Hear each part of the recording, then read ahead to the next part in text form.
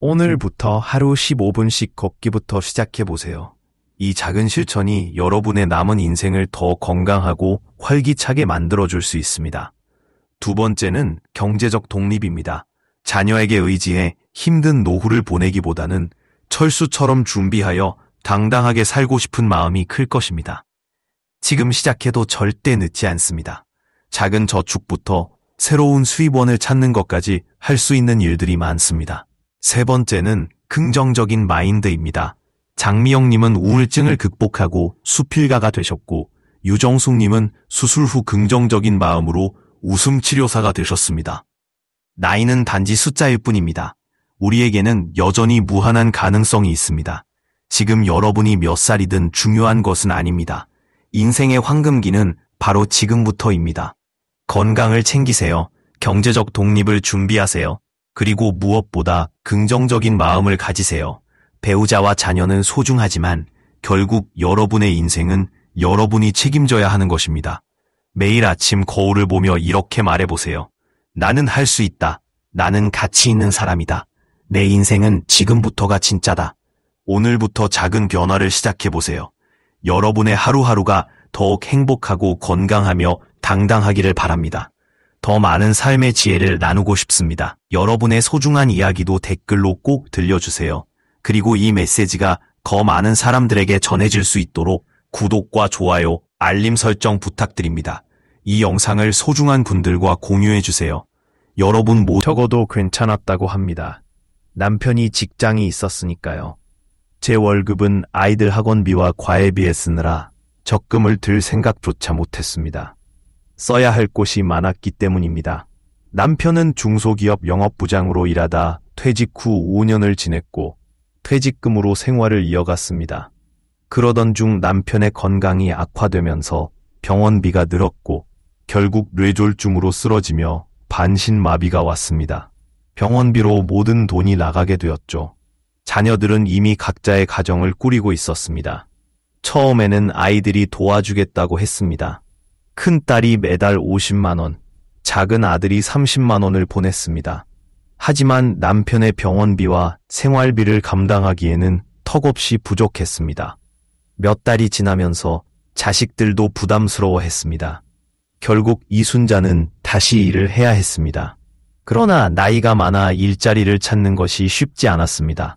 찾은 일자리는 오후 2시부터 시작되는 알바였고 8시간 일을 하는 것이 매우 힘들었습니다. 다리가 너무 아팠지만 생활비를 벌어야 하니 어쩔 수 없었습니다. 이순자의 이야기는 여기서 끝나지 않습니다. 얼마 전에는 큰딸네 가족이 찾아왔습니다. 딸이 요즘 생활비가 빠듯하다며 매달 드리는 용돈을 줄여야 할 것 같다고 말했습니다. 적어도 괜찮았다고 합니다. 남편이 직장이 있었으니까요. 제 월급은 아이들 학원비와 과외비에 쓰느라 적금을 들 생각조차 못했습니다. 써야 할 곳이 많았기 때문입니다. 남편은 중소기업 영업부장으로 일하다 퇴직 후 5년을 지냈고 퇴직금으로 생활을 이어갔습니다. 그러던 중 남편의 건강이 악화되면서 병원비가 늘었고 결국 뇌졸중으로 쓰러지며 반신마비가 왔습니다. 병원비로 모든 돈이 나가게 되었죠. 자녀들은 이미 각자의 가정을 꾸리고 있었습니다. 처음에는 아이들이 도와주겠다고 했습니다. 큰딸이 매달 50만 원, 작은 아들이 30만 원을 보냈습니다. 하지만 남편의 병원비와 생활비를 감당하기에는 턱없이 부족했습니다. 몇 달이 지나면서 자식들도 부담스러워했습니다. 결국 이순자는 다시 일을 해야 했습니다. 그러나 나이가 많아 일자리를 찾는 것이 쉽지 않았습니다. 찾은 일자리는 오후 2시부터 시작되는 알바였고 8시간 일을 하는 것이 매우 힘들었습니다. 다리가 너무 아팠지만 생활비를 벌어야 하니 어쩔 수 없었습니다. 이순자의 이야기는 여기서 끝나지 않습니다. 얼마 전에는 큰딸네 가족이 찾아왔습니다. 딸이 요즘 생활비가 빠듯하다며 매달 드리는 용돈을 줄여야 할 것 같다고 말했습니다. 그 순간 가슴이 철렁했지만 속으로는 서운한 마음이 들었습니다. 이제 자식에게도 기댈 수 없구나 하는 생각이 들었죠. 최근 통계청 자료에 따르면 우리나라 노인 빈곤율이 OECD 국가 중 1위라고 합니다. 40대 중반부터 은퇴를 대비해 월급의 30%를 무조건 적금과 연금보험에 넣었습니다. 아내는 늘 불만이었고 다른 가정들은 자녀를 유학 보내는데 우리는 왜 이렇게 힘들게 사냐고 했습니다. 그러나 박철수님의 선택은 옳았습니다. 지금은 아내도 더 좋아합니다. 많은 부부들이 자녀들에게 용돈을 받으며 눈치를 보지만 우리는 매달 나오는 연금 덕분에 당당하게 살 수 있습니다. 손주들에게 선물도 주고 가끔 여행도 다닐 수 있습니다. 박철수님은 은퇴 후에도 자신을 위한 투자를 멈추지 않았습니다. 많은 사람들이 은퇴하면 끝이라고 생각하지만 그는 달랐습니다. 퇴직금을 받자마자 커피 바리스타 교육을 받고 아파트 단지 내 작은 카페에서 파트타임으로 일하고 있습니다. 수입도 수입이지만 제 인생을 살고 있다는 것이 자부심이 됩니다. 박철수님이 실천한 구체적인 방법을 공유해드립니다. 첫째, 생활통장과 노후통장을 분리하세요. 월급이 들어오면 가장 먼저 노후통장으로 30%를 분리하고 나머지 돈으로 생활비를 쓰는 것입니다. 적금과 보험은 자동이체로 설정하세요. 둘째, 국민연금은 최대한 늦게 받으세요. 1969년생을 기준으로 국민연금은 65세부터 받을 수 있지만 수령 40대 중반부터 은퇴를 대비해 월급의 30%를 무조건 적금과 연금 보험에 넣었습니다. 아내는 늘 불만이었고 다른 가정들은 자녀를 유학 보내는데 우리는 왜 이렇게 힘들게 사냐고 했습니다. 그러나 박철수님의 선택은 옳았습니다. 지금은 아내도 더 좋아합니다. 많은 부부들이 자녀들에게 용돈을 받으며 눈치를 보지만 우리는 매달 나오는 연금 덕분에 당당하게 살 수 있습니다. 손주들에게 선물도 주고 가끔 여행도 다닐 수 있습니다. 박철수님은 은퇴 후에도 자신을 위한 투자를 멈추지 않았습니다. 많은 사람들이 은퇴하면 끝이라고 생각하지만 그는 달랐습니다. 퇴직금을 받자마자 커피 바리스타 교육을 받고 아파트 단지 내 작은 카페에서 파트타임으로 일하고 있습니다.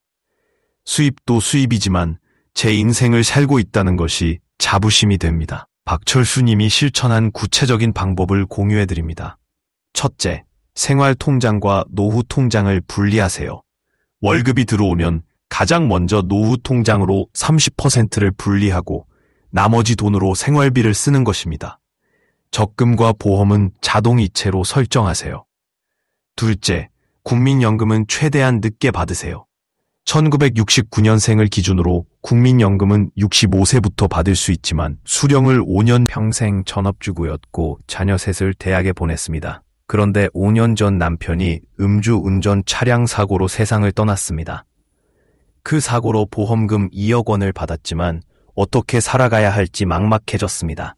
김영희 씨는 전문가를 찾아 은퇴 설계사와 재무상담사에게 자신의 상황을 분석한 뒤 철저한 계획을 세웠습니다. 상담을 통해 2억 원을 단기적으로 사용하면 오래가지 못한다고 깨닫고 계획을 세웠습니다. 김영희 씨의 계획은 보험금 2억 원 중 1억 원을 수익형 부동산에 투자해 매달 150만 원의 임대 수입을 얻고 5천만 원은 국민주택 채권에 넣어 안전한 이자를 보장받았습니다. 충분합니다. 한 달간 지속하면 작은 변화가 있을 것입니다. 셋째, 작은 행복을 실천해보세요. 매일 자신에게 작은 선물을 해보세요. 좋아하는 차를 한 잔 마시거나, 좋아하는 음악을 듣거나, 산책을 하거나, 오랜 친구에게 전화 한 통을 걸어보세요. 부산에 사는 78세 유정님의 이야기를 들려드리겠습니다. 작년에 큰 수술을 받았고 수술 후 우울증이 찾아왔습니다. 그런데 일사 선생님께서 특별한 처방을 주셨습니다. 바로 하루에 한 번 꼭 웃어보라는 것이었습니다. 처음엔 어색했다고 합니다. 하지만 유정님은 스스로 방법을 찾기 시작했습니다. 웃는 연습을 하면서 처음엔 억지로라도 입꼬리만 올렸습니다. 그러다가 우연히 깨달은 것이 있는데 억지로 웃다 보면 진짜 기분이 좋아진다는 것입니다. 과학적으로도 그렇다고 합니다. 내가 웃는 척을 하면 진짜 웃음을 구별할 수 없다고 하더군요. 연세대학교 의과대학 연구팀에 의하면 하루에 10번 이상 웃는 노인들은 그렇지 않은 사람들보다 면역력이 30% 이상 높다고 합니다. 이제 유정님은 실버 레크리에이션 강사로서 제2의 인생을 살고 계십니다. 요양원이나 복지관에서 웃음 치료 프로그램을 진행하고 있습니다. 연세 드신 분들과 함께 웃다 보면 저 자신도 더 젊어지는 기분이 든다고 하십니다. 누군가에게 도움을 줄 수 있다는 것이 이렇게 행복한 일인 줄 몰랐다고 말씀하셨습니다. 네 번째는 분명히 작은 변화가 있을 것입니다. 세 번째로 작은 행복을 실천해 보세요. 매일 한 가지씩 자신에게 작은 선물을 해보세요. 좋아하는 차 한 잔을 마시거나, 좋아하는 음악을 듣거나, 산책을 하거나, 오랜 친구에게 전화 한 통을 걸어보세요. 부산에 사는 78세 유정님의 이야기를 전해드리겠습니다. 작년에 큰 수술을 받았는데 수술 후 우울증이 왔습니다.